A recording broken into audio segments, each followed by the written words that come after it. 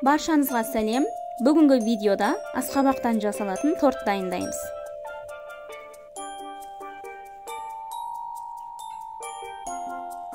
Алдын ала 1 килограмм асқабақты ұсақтап турап аламыз. 1 стакан құмшекер, жарты стакан су құйып, отқа қойып, жұмсарғанша пісіреміз. Толық піскеннен кейін басқа ыдысқа ауыстырып, блендермен езіп, суытып қоямыз.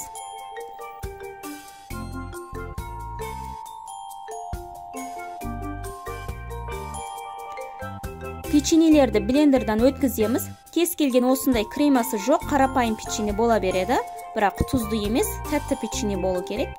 Үстіне 125 грамм майлылығы аз маргаринді ерітіп құямыз, араластырамыз.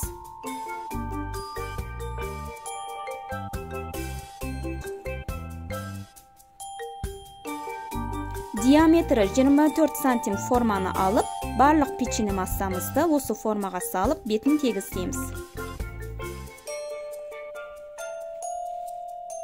Енді пудинг жасаймыз. 1 литр сүтке 3 үлкен қасық ұн, 6 қасық жүгері крахмалы және 10 үлкен қасық құмшекер саламыз. Араластырғаннан кейін отқа қойып қайнатамыз.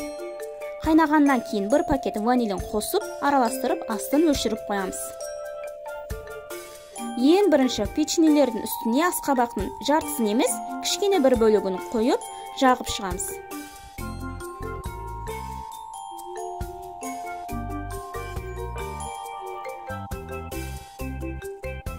Оның үстіне пудингтің барлығын қойып шығамыз.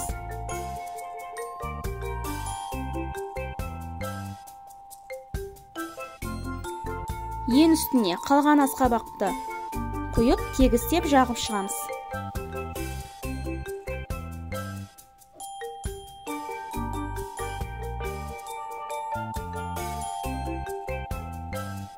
Үстін осындай ұсақталған жержаңғақпен әсемдейміз.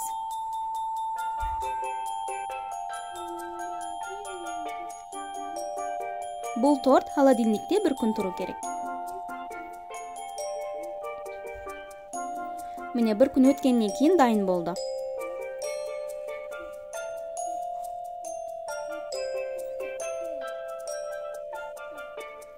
Каналыма тіркеліп, лайк басуды ұмытпаңыздар.